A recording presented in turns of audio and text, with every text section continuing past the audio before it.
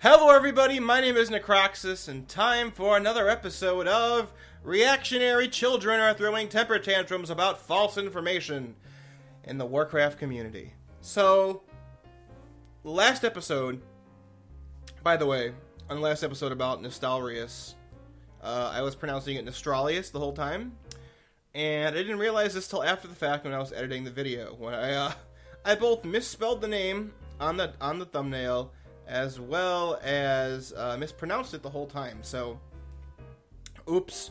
I shouldn't have made your stupid server name so confusing. But the reactions that I got to the Nostalrius video were basically what I expected. People not being able to let go of their nostalgia to look at something with some nuance or something with some objectivity. But whatever. I will never cater my opinion to what people want to hear. I will always just give you my honest thoughts. So, today, I guess with this video, I am finding the trend or the niche that I can slip into, and I'm happy to do so if I have to. But the theme is going to be, what are stupid people saying this time about incorrect information about the Legion Alpha? This is going to be a two-topic video. The first topic is probably going to be the much longer one. It's going to be about the comparison between the Legion mission command tables and the Warlords of Draenor Garrison missions. And the second topic is going to be about Blizzard revoking access from the Legion Alpha and the Overwatch beta from some pretty big douchebags because of what they've been doing on the forums. So, let's get to the first topic.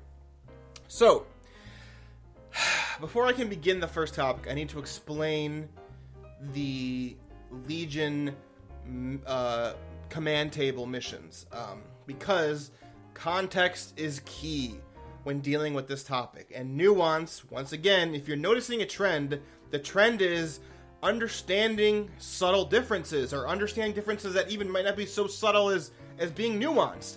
Just understanding differences and not buying into just hatred and just nerd rage circle jerking about shit that's not even correct. So, in Legion, there is a system that is similar in the idea of the Garrison mission system, but it's quite different.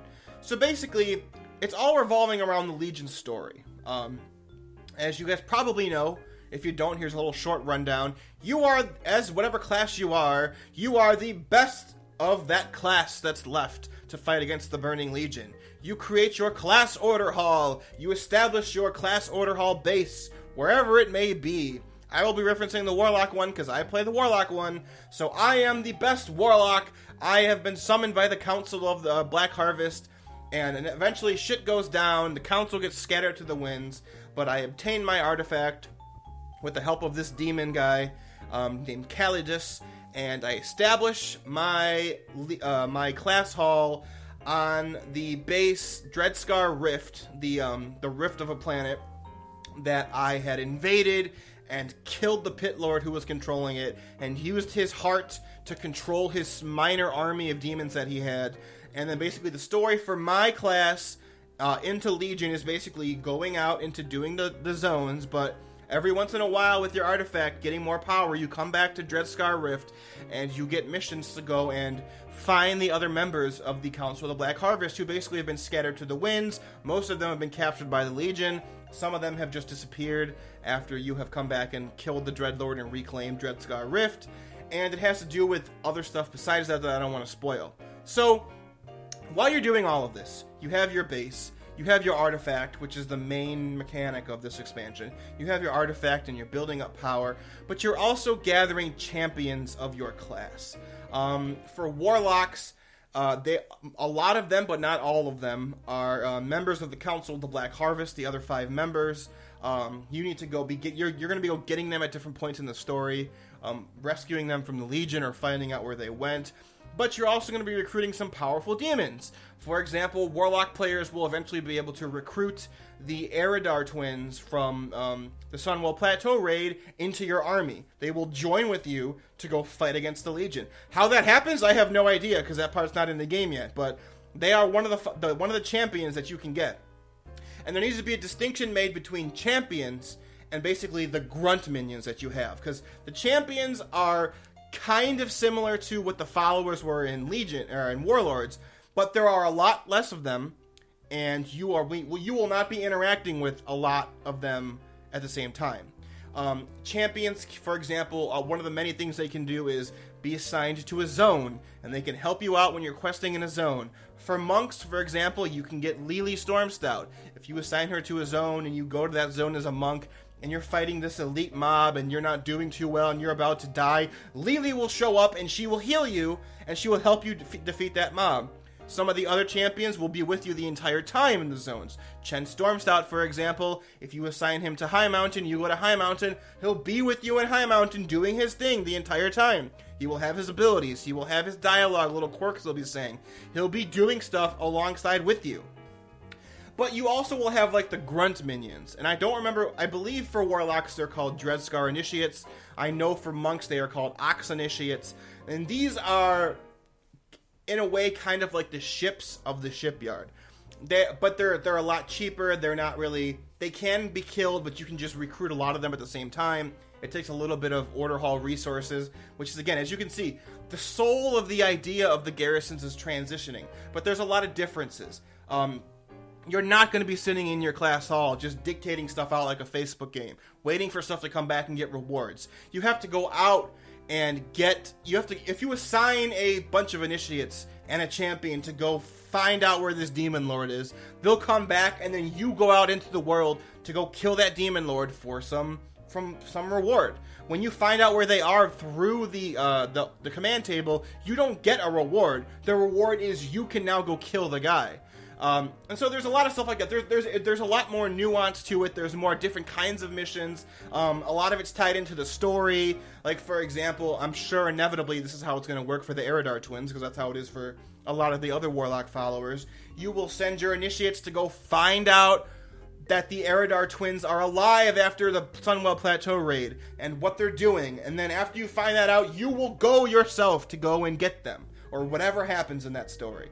So, as you can see, compared to Warlords of Draenor, there is a lot more hands-on stuff that you're doing. You're going to be out in the world the vast majority of the time. You're not going to be sitting in your garrison waiting for stuff to happen, building buildings, sitting there while a timer goes down. You're going to be out in the world questing while other stuff is happening, and so when you're done, you can go out and do more stuff.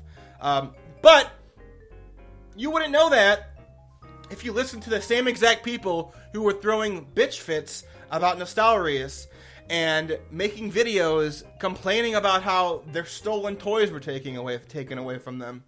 Basically, I'm not going to tell you who they are, but it's very obvious if you know anything about the World of Warcraft YouTube and streaming community. It's the same people who every single time, whether it's about Warlords of Draenor criticism before people started realizing it was a bad expansion, whether or not it was about anti-flying, whether or not it was about legacy servers, and now here they are again complaining about how the system is exactly the same as it was in Warlords of Draenor as it is in Legion. And they're making reaction videos to where they're ranting and raving for 20 minutes about something that they're not even factually correct about. Once again, I feel like I'm just going to keep repeating this in every video where stuff like this happens.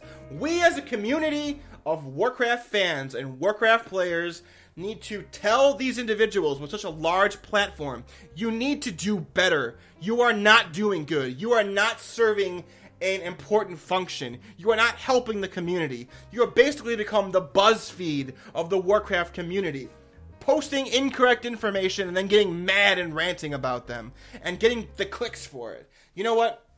I'm just getting so fed up and sick and tired of these individuals who seem like they just hate the game, just continuing making stuff, making videos, making posts, making comments, doing streams, where they're just constantly complaining about stuff, and the vast majority of the time it seems like they're not even correct.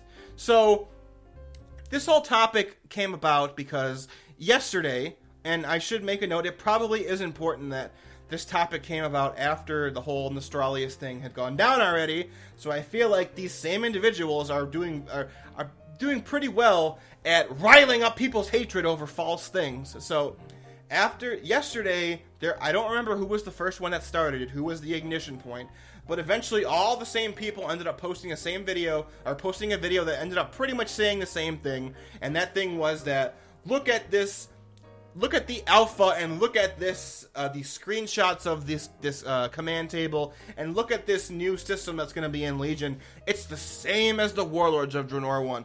And Blizzard is this, and Blizzard is that, and they haven't listened to us, and they're bringing the same thing back, and blah, blah, blah, blah, blah, expand it to a half an hour, and just rant about it. And so the forums started being spread with this misinformation and this hatred, and eventually what happened was Ian Hazzikostas, a very high-up individual in the Warcraft community team, or the Warcraft team, had to come out and make this long post. And I'm going to read the whole thing because it's important. It's important to understand that what these individuals are doing is they are actively spreading misinformation, either on purpose or because they can't be bothered to be objective for one half the second in their lives, because it's so popular right now to throw your hands up, start crying and throwing a temper tantrum over something that you're not even factually correct about. So here is Ian Hazzikostas' post. Quote, I understand the concerns. What you're seeing currently in Alpha are bits and pieces of a system that is still coming together, untuned, often even inconsistent between classes, and without additional context. As a result, there's also a fair bit of misinformation floating around. For example, the cap on active champions and followers is 6, not 20. This was another point that people were bringing up, throwing a fit about, is they were saying, the champions are basically just followers. Look how many you can get. You can get 20, but you can't. You can only have an active number of 6 champions doing stuff at one time. Probably because there's 5 zones, so each of them could be assigned to a zone, and another one could be doing something else. That's not what they say, but that's my guess. If they pick, I don't think they arbitrarily pick 6, but that's just my guess. Continuing. We haven't published a full explanation of the system because we're still working out a few of the details. That's the nature of Alpha. And of course, in this absence of information, seeing an interface that looks a lot like the reskinned version of what you're used to in Draenor, followers being what champions are, Garrison resources being order resources, it's easy to assume this is just a continuation of that old system. I'd like to at least shed some light on some of our goals and philosophies, and the core ways in which the class order missions in Legion are going to be very different from Garrison missions in Warlords. The mission system in Warlords was conceived as a core part of the Garrison experience, a self-contained progression that offered rewards that competed with other traditional content. I've got to repeat this because this is the important distinction. The mission system in Warlords was a core part of the game, and a self-contained progression system that offered rewards that were meant to compete with other traditional content. The Garrison system was made to offer stuff that competed with dungeon gear, with raid gear, with gold, with crafting resources. The mission system was made to be a big part of Warlords. Let's continue. We approached Legion unsure whether there would even be a continuation of mission gameplay at all. We focused instead on the artifact and the class order systems, creating traditional content to provide the experience of forming a band of the greatest champions of your class to fight the Legion, with an eye toward class identity and replayability. We want your journey through the Broken Isles to feel meaningfully different in a few key ways, depending on if you're a mage or a warrior or a demon hunter, etc. Once we have the backbone of our system in place, a campaign quest arc wherein you recruit the champions to aid your cause, and an order tech hall tree, or an order hall tech tree, where you research upgrades, we saw what seemed like a good fit for a version of the old mission gameplay to provide another outlet for leading champions you've gathered, and spending resources you've earned out in the world.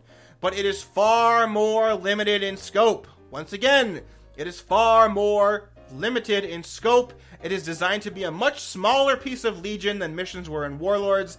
It's serving a larger system, rather than trying to stand alone as a system in and of itself. There are fewer followers or champions. There are fewer and less frequent missions.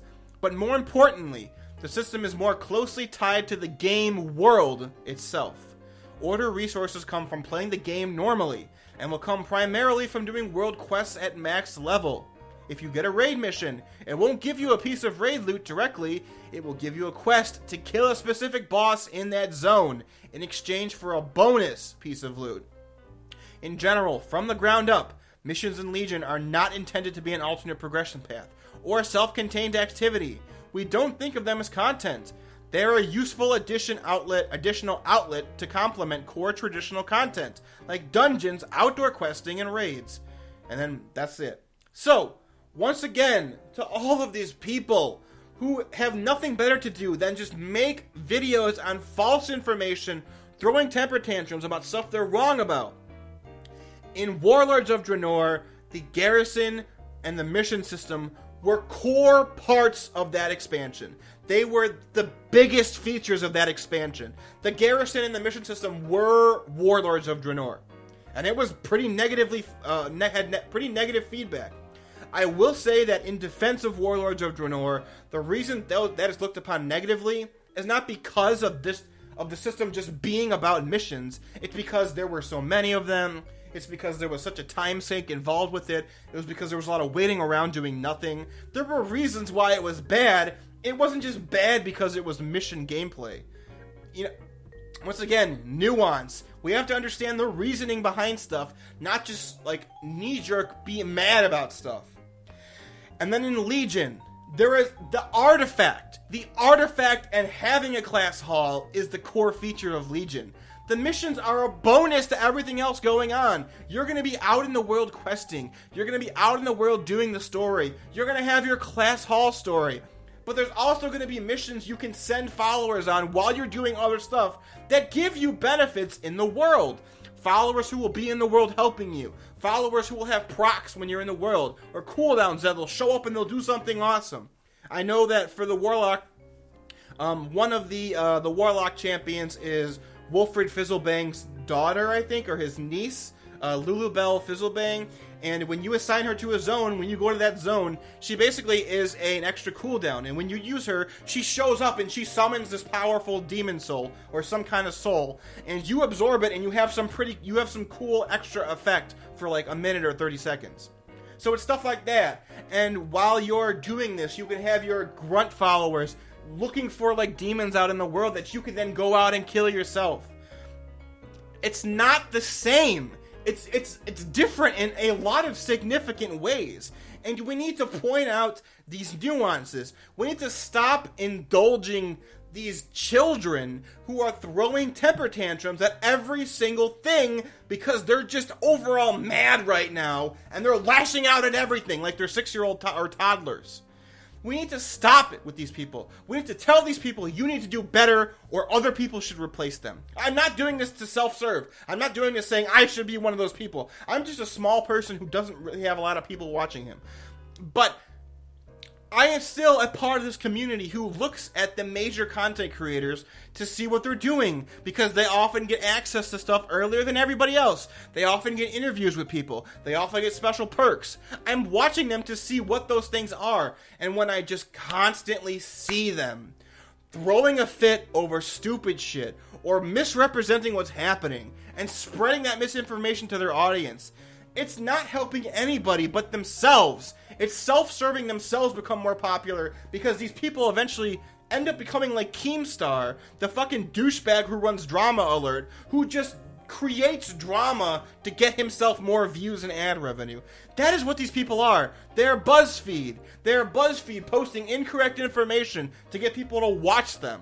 And I think we need to do better as a community. We need to tell these people to shape up, or we're going to go looking elsewhere for our Warcraft news, our Warcraft thoughts, our Warcraft opinions. And this has nothing to do with whether or not you agree or disagree with a person. You know, I couldn't care less if you hate everything that I say. But if you watch me and you at least hear my opinion and you give it a fair shake, that's good. That's all that I'm asking for. And these people who are doing this, I watch their videos. I listen to their opinions, and I try to give them an objective review. But when it's based on stuff that's just not true, it's hard to do that. And I don't know what the answer is other than to either tell them to shape up or we're going somewhere else. So, we need to do better. We need to stop accepting these drama mongers as people who represent our community. And that's that first topic. So the second topic won't be nearly as long. So I don't want this video to be an hour long. So the second topic, I think, however you feel about Nostralius or Nostalrius or however fuck it's pronounced, or the last topic, because those are much more subjective, I think. But at least I hope most of us can agree on this next one. So basically, this whole idea of people getting their alpha and their Overwatch beta access revoked, it stemmed from an incident that also occurred yesterday, and it had to do with testing a boss on the Legion Alpha. I believe it was Nixandra, the first boss in the Emerald Dream. It might have even been like the mythic or the heroic version of him, but basically what was happening was Blizzard was like, hey, we're going to do public testing of this boss on the beta or on the alpha.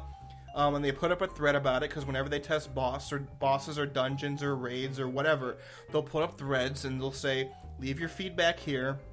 And apparently the servers were incredibly unstable during this testing phase, and I don't know if anybody got to test the boss a respectable number of times. I think some tests of her did go off, but people ended up flooding the thread, and it just it spiraled down so fast. It spiraled into crazy hatred incredibly quickly. And it ended up turning into stuff like people were posting memes and stuff about Hitler and the Holocaust and 9/11 and terrorism and personally insulting the devs and threatening them and their families. And it became like 4chan almost. And it was disgusting. And it got closed by a Blizzard employee, and the people who were the most egregious in posting these things, they had their access to the alpha and the Overwatch revoked. I believe some of them had it revoked permanently, and some of them had it revoked for an undisclosed period of time. And I think we have to remember, access to the alpha is a privilege, and this is where it ties into that last topic. This is what a MVP poster on the thread said about this topic. Alpha access is a privilege and not a right. Alphas by nature are not stable and will have issues. Sure, it sucks to set apart time to test it and have it not work out. However, resorting to trolling and nonsense that happened here is not okay. It was not harmless, and demonstrated that some people don't understand the purpose of an alpha. That's important, that I'll get back to in a second. Or how to provide polite and constructive feedback. Sure, you are free to act like this, but others don't have to put up with you. Sometimes people simply need to deal with the consequences of their actions. I don't think there should be a single person who is not happy that these people are getting removed. If you are not in the alpha for the purposes of an alpha, you shouldn't be in an alpha or a beta. Alphas and betas are not demos. They are not to show off the product. They are to test stuff that they're still implementing and building in the game, and to give your feedback into how this is good or this or bad, how you can improve it, etc. They are not demos.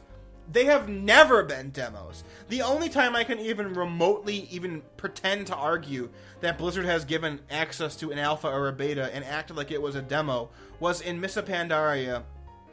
When the annual pass was bought, you could get into the Mists of Pandaria alpha, or the beta, whatever one it was at the time, and you could play Jade Forest almost immediately when it came out. It's because Jade Forest was largely completed before they put up the alpha and beta servers.